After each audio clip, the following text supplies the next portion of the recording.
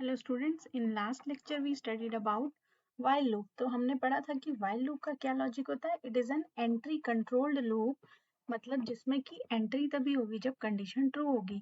तो कंडीशन जब हम इवेल्युएट करते हैं, जब लूप के अंदर आते हैं और कंडीशन अगर ट्रू है तभी वो स्टेटमेंट एग्जीक्यूट होता है, और अगर वो स्टेटमेंट एग्जीक्यूट हुआ है तो फिर से कंडीशन इवेल्युएट होगी, फिर अगर वो ट्रू है तो स्टेटमेंट एग्जीक्यूट होगा, और अगर वो फॉल्स है तो हम एग्जीक्यूशन के बाहर यानी लूप के बाहर आ जाएंगे। एक बार ही, पहली बार में ही अगर वो कंडीशन फॉल्स हो जाती है तो हम लूप के बाहर आ जाएंगे। कभी भी ये स्टेटमेंट एक बार भी रन नहीं करेगा अगर ये कंडीशन स्टार्टिंग में ही फॉल्स होती है तो।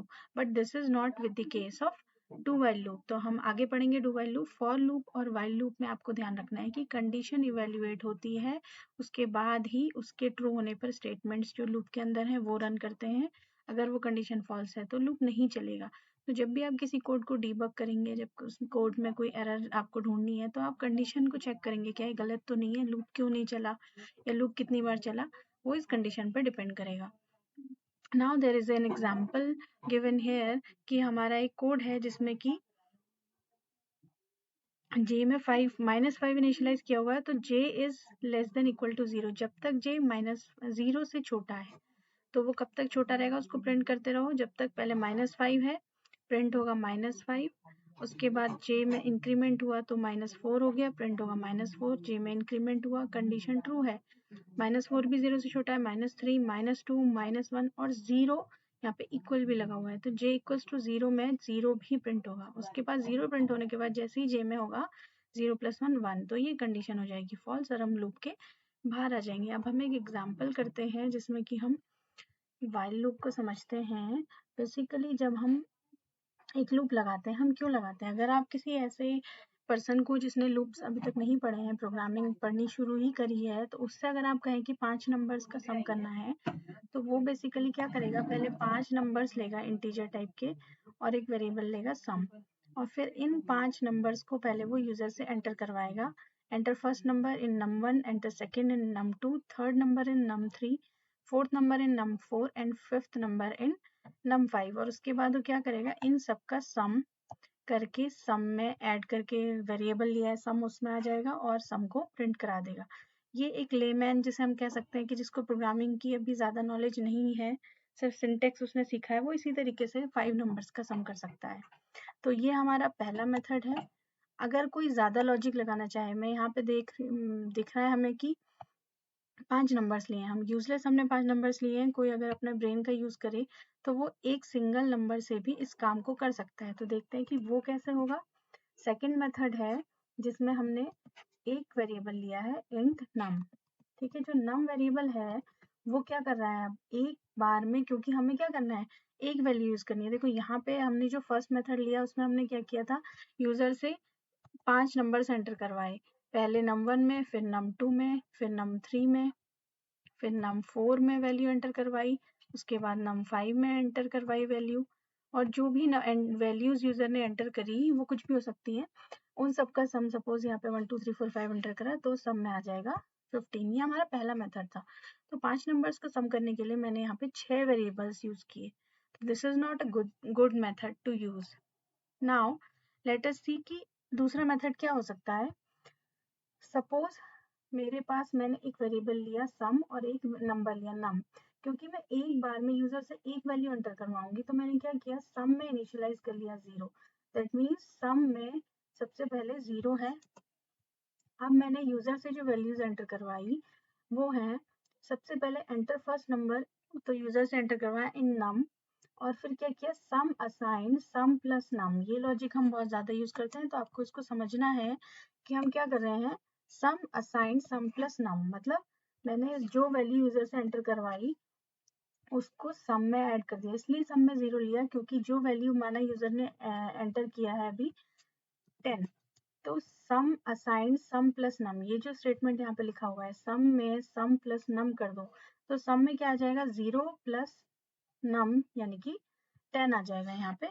तो ये 10 हो गई वैल्यू। दैट मीन्स हमारा जो सम है अभी वो क्या है, 10 है। मतलब हमारे जो भी नंबर्स यूजर ने डाले हैं उनका सम 10 है, तो एक ही नंबर डाला है तो देर इज 10।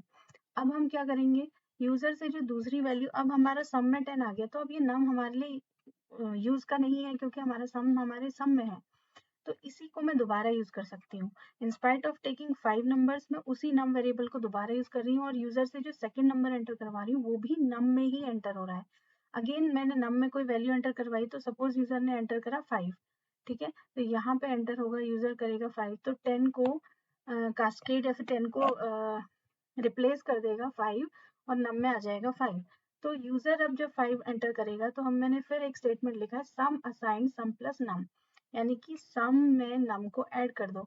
तो सम में 10 है, 10 प्लस 5 यहाँ पे क्या हो जाएगा, 15 हो जाएगा। तो पहले यहाँ पे 10 था, अब यहाँ पे हो गया 15। दैट मीन्स हमारा जो सम है वो हर एक नंबर को एंटर करवाने के बाद उसको सम करता जा रहा है। तो अब ये जो नम है ये फिर से अगेन मेरे लिए यूजलेस है, यूज में नहीं आएगा वो, तो उसी को मैं दोबारा यूज करूंगी। That means enter third number, वो भी फिर से मैंने नम में डाला और फिर क्या करेंगे, सम असाइन सम प्लस नम, यानी कि जो थर्ड नंबर यूजर ने डाला जो कि है सपोज 3, तो जो 3 है उसको फिर मैंने सम असाइन सम प्लस नम, यानी कि सम में आ जाए 15 प्लस 3, यानी कि सम में अब क्या आ जाएगा 18। तो इस तरीके से मैं क्या करती जा रही हूँ, नम को ही बार बार। तो यहाँ पे देखो 2 वेरिएबल्स की हेल्प से मैंने सम कर लिया, ठीक है। तो कम वेरिएबल्स का यूज करके भी हम सम कर सकते हैं। तो this is again a new method जिसकी हेल्प से हम एक वेरिएबल लेके, मैंने 5 नंबर्स उसी वेरिएबल में एंटर करवाए और एट लास्ट सम में जो होगा वो उन 5 नंबर्स का सम होगा। This is the second method one can use. But यहाँ पे अगेन इतना कोड हमें लिखना पड़ा, ठीक है। जो कोड हम लिख रहे हैं, हमने 1 2 3 लाइन्स फॉर वन नंबर, तो दैट मीन्स 15 लाइन्स मुझे लिखनी पड़ेंगी एक 5 नंबर्स के सम के लिए। और मेरा कोड डायनेमिक भी नहीं होगा। अगर मैं अभी 5 नंबर्स का सम कर रही हूँ, बाद में मुझे चाहिए कि 10 नंबर्स का सम, तो फिर मुझे और 5 3 या 15 लाइन्स और ऐड करनी पड़ेंगी। तो this is not a good method to use. तो अब हम देखते हैं द थर्ड मेथड, और वो थर्ड मेथड क्या होगा कि हम लूप का यूज करेंगे। तो चाहे आप फॉर लूप का भी कर सकते हैं, मैं यहाँ पे आपको वाइल लूप पढ़ा रही हूँ, तो वाइल लूप का example. The third method and the best one two is, हम क्या करेंगे, हमने सम लिया है जिसमें कि 0 डाल दिया, मैंने इनिशियलाइज सेम किया है। उसके बाद मैं एक वेरिएबल ले रही हूँ इंट लूप, और मैं लूप लगाने वाली हूँ। तो loop is not a keyword, ठीक है, इसलिए मैं इसको वेरिएबल ले पाई। वाइल, हमें वाइल लूप में लूप को यूज करने वाली हूँ। तो मैंने जब लूप को वेरिएबल लिया तो मैं उसको इनिशियलाइज भी कर देती हूँ। यहाँ पे लूप में मैंने 1 डाल दिया। ऐसा क्यों किया मैंने, क्योंकि मैं 5 नंबर्स का सम लेने वाली हूँ। तो मैंने कंडीशन जो लगाई है वो है loop is less than equal to 5। इससे क्या होगा कि जब तक लूप में 1 है और लूप जब तक 5 से छोटा है या 5 है, तो लूप कितनी बार चलेगा मेरा, 1 2 3 4 5, 5 टाइम्स चलेगा, क्योंकि मुझे 5 नंबर्स का सम लेना है। अब क्या करूंगी मैं, यहाँ पे यूजर से मैं वैल्यू एंटर करवाने के लिए अभी तक जो मैंने स्टेटमेंट 5 बार लिखा था, यहाँ पे मैं एक ही बार लिखने वाली हूँ। कैसे, एंटर वैल्यू फॉर नंबर। अब नंबर कौन सा होगा, यूजर से मैं कहना चाहती हूँ 1 2 3, तो यहाँ पे मैं नंबर के साथ प्रिंट करा देती हूँ लूप। लूप में 1 होगा तो नंबर 1, लूप में 2 होगा तो नंबर 2। तो थोड़ा सा डायनामिक हो जाएगा हमारा कोड, ठीक है। अब मैं एंटर वैल्यू फॉर नंबर 1, उसके बाद सेमीकोलन स्पेस। इससे क्या होगा, थोड़ी सी फॉर्मेटिंग आ जाएगी मेरे कोड में। कैसे प्रिंट होगा, enter value for number 1 semicolon, उसके आगे यूजर एंटर वैल्यू करेगा, ठीक है। तो अब यहाँ पे हम लगा देते हैं अगेन एंडल, और ये हमारे एक लाइन से हमारी 5 लाइंस प्रिंट हो जाएंगी, हर बार डायनेमिक होंगी। पहले आएगा एंटर वैल्यू फॉर नंबर 1, फिर नंबर 2, फिर नंबर 3, जो भी लूप में वैल्यू होगी वो। अब मैं इसको सी इन करा लेती हूँ एक सिंगल वेरिएबल में नम, जैसा कि अभी मैंने सेकेंड वाले में आपको दिखाया था कि एक वेरिएबल का मैं यूज करूंगी। फिर जब दोबारा वैल्यू एंटर होगी तो इसी में हो जाएगी। तो उसके लिए मुझे क्या करना पड़ेगा, सम असाइन सम प्लस नम। इससे क्या होगा, मेरा जो भी वैल्यू यूजर नम में डालेगा वो सम में ऐड होती चली जाएगी, क्योंकि सम में पहले 0 है तो पहला नंबर ऐड होगा, फिर दूसरा नंबर, फिर तीसरा। अभी आपने सेकंड मेथड में मैंने आपको समझा दिया था कि वो हो कैसे रहा है।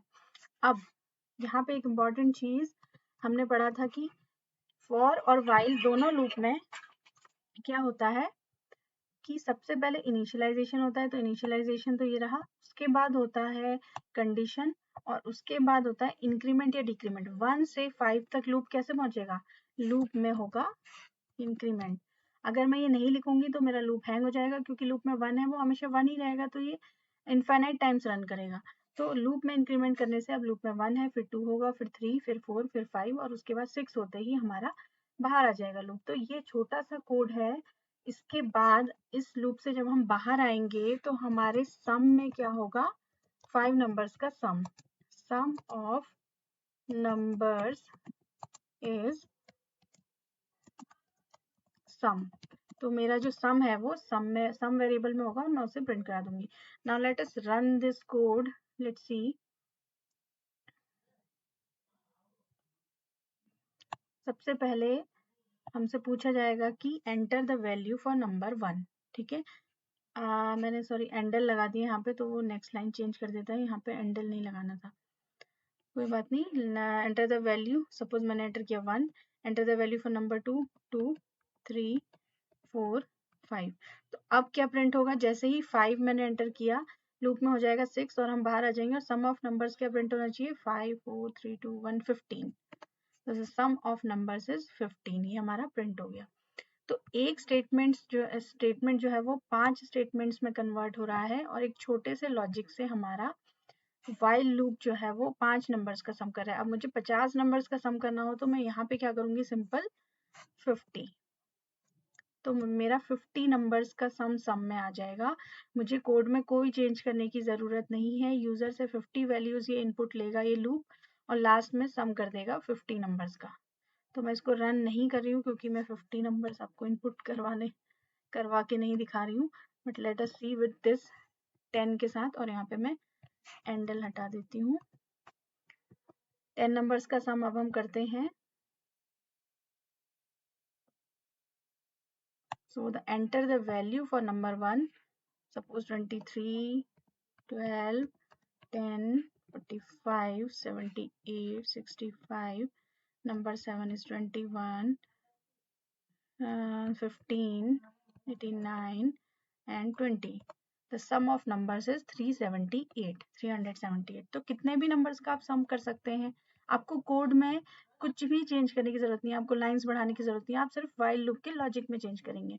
तो है ना आसान, वाइल लूप के थ्रू हम कुछ भी आपका कोई लिमिट नहीं है। ठीक है, आपको बस ये ध्यान में रखना है कि कंडीशन आपकी क्या है। अगर मैंने यहाँ पे जरा भी गड़बड़ कर दी तो कंडीशन हमारी फॉल्स हो जाएगी, तो हमारा लूप नहीं चलेगा, या फिर कंडीशन हैंग हो गई तो फिर लूप नहीं चलेगा, या चलता रहेगा, हैंग हो जाएगा। तो ये चीज़ आपको ध्यान में रखनी है। अब हम बात करते हैं डू वाइल लूप की। तो डू वाइल लूप में क्या होता है कि मैंने आपको बताया था for loop and while loop are entry controlled loops, और ये होता है एग्जिट कंट्रोल लूप। कहने का मतलब है कि डू वाइल का जो जो सिंटेक्स होता है वो क्या होता है कि जब पहले हमारा स्टेटमेंट होता है, स्टेटमेंट मीन्स कि हमको जो करना है, जो फंक्शन परफॉर्म करना है, वो हमारे स्टेटमेंट डायरेक्टली डू के बाद लिखे जाते हैं। इसका जो सिंटेक्स है वो है डू, और जो भी लॉजिक आपको परफॉर्म करना है उसके बाद लास्ट में लगी होती है वाइल कंडीशन, और यहाँ पे कंडीशन होती है वाइल के अंदर। कहने का मतलब है कि अगर कंडीशन ही फॉल्स भी है तो जब कंपाइलर आएगा तो do the statement will be executed one time in spite of the condition is true और फॉल्स। कंडीशन चाहे ट्रू हो या फॉल्स हो, स्टेटमेंट एक बार एग्जीक्यूट हो जाएगा, उसके बाद कंडीशन चेक होगी, फॉल्स होगी तो बाहर आ जाएगा, ट्रू होगी तो अगेन ये हमारा लूप चलेगा और स्टेटमेंट एग्जीक्यूट होगा। तो statement is first executed if the loop repetition condition is true, the statement is repeated, otherwise the loop is exerted. यानी कि स्टेटमेंट एक बार तो रन हो ही जाएगा, कंडीशन ट्रू होगी तो दोबारा रन होगा, और कंडीशन फॉल्स होगी तो एक ही बार रन होके लूप से हम बाहर आ जाएंगे। तो लॉजिक डू वाइल का किस तरीके का होता है, पहले स्टेटमेंट रन होता है, स्टेटमेंट एक बार रन होता ही होता है, फिर उसके बाद कंडीशन इवेल्युएट होती है, कंडीशन ट्रू है तो स्टेटमेंट अगेन रन होगा, और अगर फॉल्स है तो फॉल्स। तो फॉल्स होने पर ही हम बाहर आते हैं, तो कंडीशन इवेल्युएट होने के बाद ही हम बाहर आ रहे हैं। तो ये एग्जिट कंट्रोल लूप है, यानी कि एंट्री तो हमारी हो गई है, एग्जिट कब होगा ये हमारे इस कंडीशन पर डिपेंड करेगा। एक एग्जाम्पल है जैसे डू वाइल लूप का, आई में 1 है, ठीक है, और सी आउट करा है हमने आई को आई प्लस प्लस, तो आई में 1 है तो 1 तो प्रिंट हो ही जाएगा, यहाँ पे 1 प्रिंट हो जाएगा यहाँ पे। उसके बाद आई में हो जाएगा 2, कंडीशन है ट्रू, 2 10 से छोटा होता है तो 2 प्रिंट होगा। आई में 3, कंडीशन ट्रू, 3 प्रिंट होगा। आई में 4, कंडीशन ट्रू, 5 6 7 8 9 10 भी प्रिंट हो जाएगा और 11 होने के बाद कंडीशन होगी फॉल्स। तो कहने का मतलब है कि जो हमारा आउटपुट आएगा वो 1 2 3 4 5 6 7 8 9 10 आएगा। अगर सपोज यहाँ पे ऐसा होता कि इंट आई में 1 है, डू सी आउट आई, और ये कुछ नहीं होता और कंडीशन होती वाइल आई इक्वल्स टू 1 या फिर आई इज ग्रेटर देन 1, तो कंडीशन पहली बार में फॉल्स हो जाती। आई में 1 है, आई 1 से ग्रेटर नहीं है, तो 1 प्रिंट होने के बाद ही हम बाहर आ जाते। कहने का मतलब है कंडीशन अगर फॉल्स भी है तो भी हमारा स्टेटमेंट एक बार तो एग्जीक्यूट हो ही जाएगा। Now there are some nested loops. आप एक लूप के अंदर दूसरा लूप ऑब्वियसली लगा सकते हैं। आपने सी में अगर मल्टी डायमेंशनल या डबल डायमेंशनल एरे को भी प्रिंट कराया है तो हम इस तरीके का काम वहाँ पे करते हैं। फॉर लूप के अंदर फॉर लूप, आप वाइल लूप के अंदर फॉर लूप के अंदर वाइल लूप लगा सकते हैं। तो the above loop will run for 100 into 50 iterations. ये इसकी एक बार के लिए पूरा 50 बार चलेगा। इस आई में 2 होगा तो ये फिर से 50 बार चलेगा, आई में 3 होगा तो ये 50 बार, दैट मीन्स 100 into 50 5000 टाइम्स ये लूप हमारा चलेगा। ये आप कैलकुलेट कर सकते हैं। एग्जाम्पल है, जैसे इस तरीके के स्टार प्रिंट कराने होते हैं तो पहली बार में 1 स्टार प्रिंट होगा, फिर लाइन चेंज होगी और 2 स्टार प्रिंट होंगे, फिर लाइन चेंज होगी और 3 स्टार प्रिंट होंगे, फिर लाइन चेंज होगी और 4 स्टार प्रिंट होंगे। ये पैटर्न्स का जो हमारा प्रिंट कराने का जो तरीका है वो हम डबल लूप्स यानी नेस्टेड लूप से करते हैं। फॉर लूप के अंदर एक और फॉर लूप लगा हुआ है, ठीक है। Now the jump statements. Jump statements क्या होते हैं? देयर आर गो टू, एक हमारे पास सी और सी प्लस प्लस में एक गो टू स्टेटमेंट करके एक स्टेटमेंट होता है। कहने का मतलब है go to statement can transfer the program control anywhere in the program. Sometimes हमें ऐसी ज़रूरत होती है, इसका यूज़ बहुत कम करना चाहिए क्योंकि ये प्रोग्राम को स्लो कर देता है। जैसे मैं पहली लाइन से आई और मैंने 35th लाइन पे लिख दिया गो टू लाइन नंबर 5, तो हमारा कंपाइलर वापस जाएगा और वो फिर उस लाइन को कंपाइल करता हुआ आएगा। तो this is not a good method to use, but sometimes we can use it. ये फैसिलिटी हमें दी गई है। The target destination is marked by a label. Label का मतलब है कि हम एक लेबल लगा देते हैं, हम एक नाम लगा देते हैं उस लाइन का, इस लाइन पे जाओ। तो the target label and go to must appear in the same statements. कहने का मतलब है गो टू लेबल ऐसा हम लिखते हैं जहाँ पे वहां पे वो हमारा कंपाइलर उस लेबल पे, जिस लाइन पे भी वो लेबल होगा वहां पे चला जाएगा। Let's see an example of go to. तो यहाँ पे देखिए अभी जो हमने प्रोग्राम किया, मैंने वाइल लूप लगाया था और नंबर्स का सम प्रिंट करवाया था। इस प्रोग्राम में मैंने अब यहाँ पे एक लेबल लगा दिया है। देखो सबसे पहले लेबल कैसे लगाते हैं, जहाँ पे लेबल लगाना है इस तरीके से लेबल लगता है। लेबल का नाम आप कुछ भी रख सकते हैं, जैसे मैंने से बाय रखा है, आप माई लेबल रख सकते हैं, ठीक है। माई लेबल के बाद आपको सेमी कोलन यहाँ पे लगाना जरूरी है, उससे पता चलता है कि ये लेबल है। तो इस लेबल पे या इस लाइन पे कंपाइलर चला जाता है जहाँ पे भी हमने गो टू दिस लेबल लिखा होगा। तो अब मैंने यहाँ पे गो टू से बाय, मतलब गो टू से बाय लेबल का नाम था, अब मैंने उसे कर दिया माई लेबल। तो यहाँ पे मैं चेंज कर देती हूँ माई लेबल। तो गो टू माई लेबल जहाँ पे भी लिखा होगा तो कंपाइलर अपने आप इस लाइन पे चला जाएगा। तो देखिए यहाँ पे एक सम प्रिंट कराया है मैंने, ठीक है, नंबर्स का सम प्रिंट कराया मैंने 5 नंबर्स का। अब उस 5 नंबर्स के सम प्रिंट होने के बाद यहाँ पे सी आउट हेलो लिखा हुआ है, लेकिन क्योंकि मैंने सी आउट हेलो से ऊपर लिख दिया है गो टू माई लेवल, तो वो कंपाइलर माई लेवल पे यहाँ पे चला जाएगा और गुड बाय प्रिंट हो जाएगा, हेलो प्रिंट नहीं होगा क्योंकि ये यहाँ से जंप हो गया। तो अब ये माई लेवल आप ऊपर भी लगा सकते हैं, आप यहाँ भी लगा सकते हैं, तो वो लूप दोबारा चलेगा, है ना। तो आप कहीं भी लगा सकते हैं, ऐसा नहीं है कि नीचे ही लगाना है, लेवल ऊपर भी हो सकता है। तो इट ऑल डिपेंड्स कि आपको कैसी ज़रूरत है। Now let's run this video, code. अब हमने पढ़ा था कि लेबल को हम कैसे लगाते हैं और उसको कैसे हम कॉल करते हैं। तो यहाँ पे जो कोड हमने देखा था उसको हम रन करके देखते हैं कि कैसे वो काम करेगा। So लेबल के बाद here is written cout hello, it will not be printed because ये लेबल के बाद कंपाइलर जैसे ही इस स्टेटमेंट को एग्जीक्यूट करेगा it will go to the label। तो इस तरीके से आप अपना लेबल बना सकते हैं और जहाँ पे भी चाहे आप वहाँ पे जंप कर सकते हैं। तो यहाँ पे जो आउटपुट आया है वो सीधे गुड बाय प्रिंट हो गया, मतलब हमारा जो एक स्टेटमेंट है बीच में वो एग्जीक्यूट नहीं हुआ क्योंकि हमारा लेबल वहाँ पे कॉल किया है कंपाइलर ने और उस कॉल करने के बाद वो लेबल पे जंप करके चला गया। तो जो ये स्टेटमेंट है ये एग्जीक्यूट नहीं होगा। देखिए आउटपुट जो आएगा वो होगा 5 and the sum of numbers के बाद यहाँ पे प्रिंट हो गया गुड बाय। दैट मीन्स जो हेलो स्टेटमेंट है ये प्रिंट नहीं हुआ क्योंकि यहाँ पे एक लेबल को कॉल किया गया है, गो टू लेबल, और यहाँ पे बना है वो लेबल। इस तरीके से हम लेबल्स पे काम करते हैं। नाउ द ब्रेक स्टेटमेंट, ये कैसे काम करता है break statement? The break statement enables a program to skip over the part of the code. That means कि अगर आपको कभी किसी पार्ट को एग्जीक्यूट नहीं करना है किसी पर्टिकुलर कंडीशन में, there should be a condition जिसके बेसिस पे हम कहेंगे कि अब ये कोड एग्जीक्यूट नहीं होगा। तो कोई भी ब्लॉक ऑफ कोड होता है, जैसे कि फॉर एग्जांपल एक while लूप है, फॉर लूप है, तो उसमें अगर हम किसी कंडीशन के बेसिस पे चाहते हैं कि हमें नहीं पता कि लूप कितने बार चलेगा, लेकिन अगर हमारी कंडीशन ट्रू हो जाएगी उसके बाद हमें वो लूप नहीं चलाना है।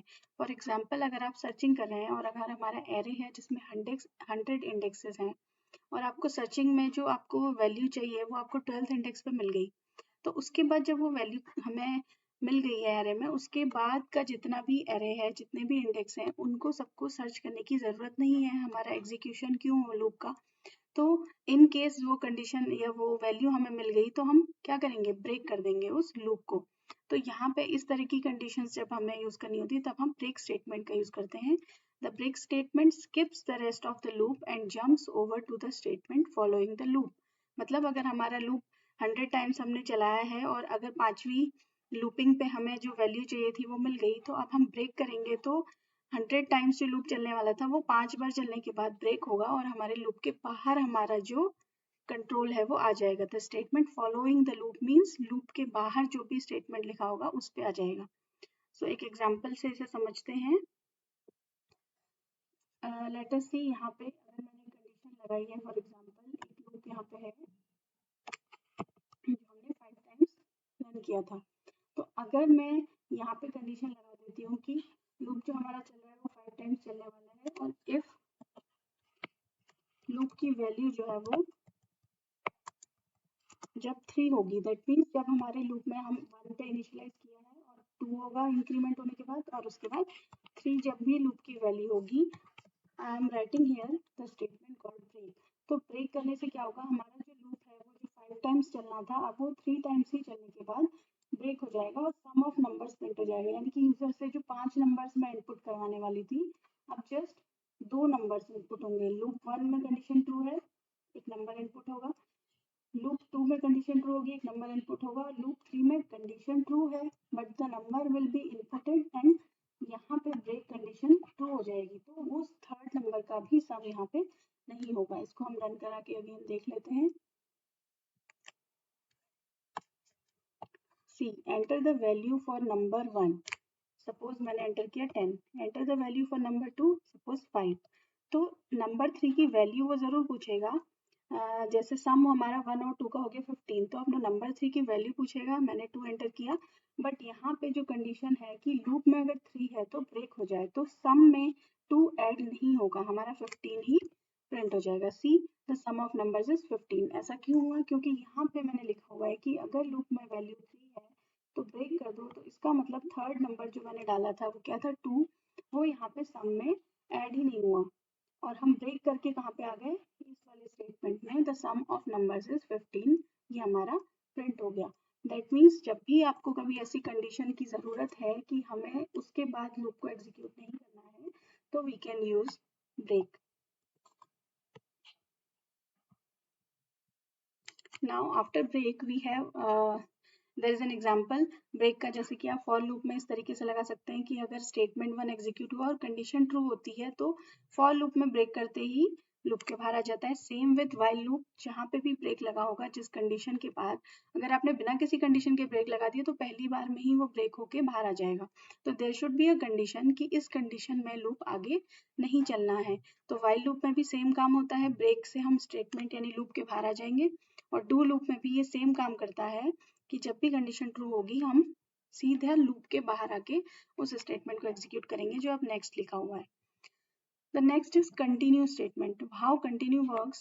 Continue statement works somewhat like the break statement, but the condition क्या होती है, continue loop से बाहर नहीं आता है, वो उस कंडीशन में हमारे लूप को आगे बढ़ा देता है। दैट मीन्स कि फॉर लूप में क्या होता है, कंटिन्यू जो हमारा फॉर लूप होता है उसमें हमने इंक्रीमेंट और डिक्रीमेंट की कंडीशन फॉर लूप के साथ ही दी होती है, स्टार्टिंग में एंट्री पॉइंट पे दी होती है। तो फॉर लूप में क्या होता है, the continue causes the conditional test and increment portions of the loop to execute. और वाइल और डू वाइल में क्या होता है कि कंडीशनल टेस्ट पे हम चले जाते हैं।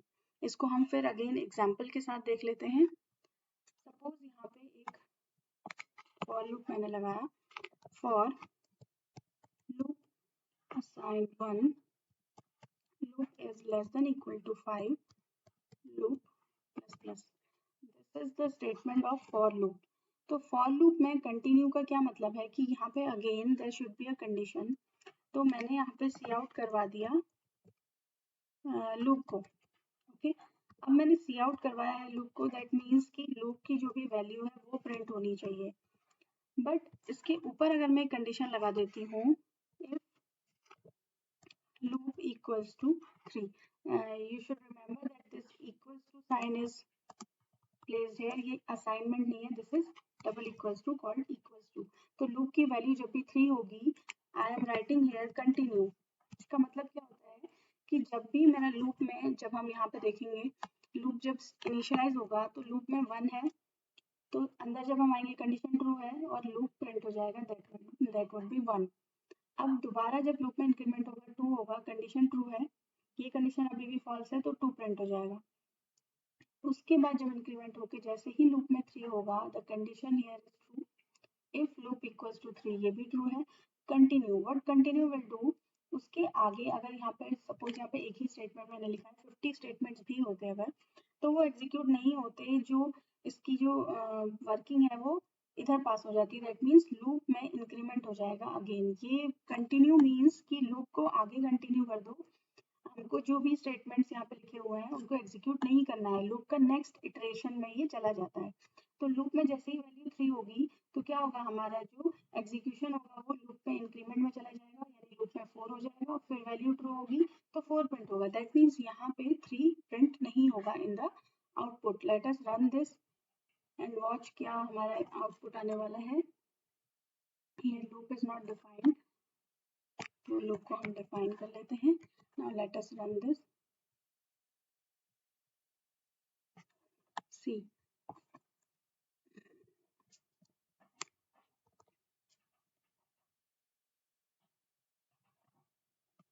here the output is 1 2 4 and 5।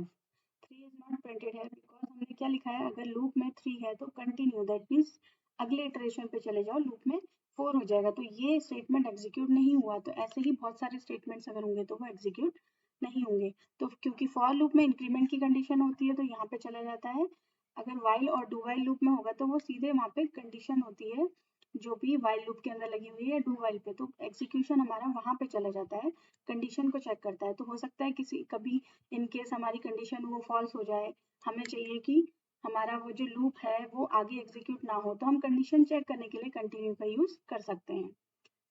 So this was all about break, label and continue, जो कि हम फॉर लूप में लूप्स में यूज करते हैं। Now there are some questions for you, you have to send me the answers of these questions based on loops. The statement I plus plus is equivalent to, I plus plus को हम और किस तरीके से लिख सकते हैं, you have to send me the answer. The next question is what is wrong with this statement। यहाँ पे एक for loop लगा हुआ है, इस statement में कुछ problem है, कुछ error है, what is the problem। तो ABCD 4 ऑप्शंस में से आपको बताना है कि कौन सा प्रॉब्लम इसमें, इस स्टेटमेंट में क्या चीज रॉन्ग है। Which looping process checks the test condition at the end of the loop। कौन से लूप में, 3 टाइप्स के लूप हमने पढ़े थे, test condition at the end of the loop check होती है। You have to give me the answer. For looping process is, which looping process is best used when the number of iterations is known। When we know, हमें पता है कि loop कितनी बार चलना है, तो कौन सी लूपिंग प्रोसेस बेस्ट होती है टू यूज, ये आप लोग एनालाइज करके बताएंगे। हमने तीनों टाइप्स के लूप पढ़े हैं। The last question is a continue statement causes execution to skip to। अगर हमने continue statement कहीं पे लगाया है तो वो क्या करता है, हमारा जो कंपाइलर का एग्जीक्यूशन है वो कहाँ चला जाता है। इन चारों ऑप्शंस में से एक ऑप्शन इसमें है, एक आंसर है जो आप बताएंगे कि कंटिन्यू स्टेटमेंट से बेसिकली होता क्या है लूप के अंदर।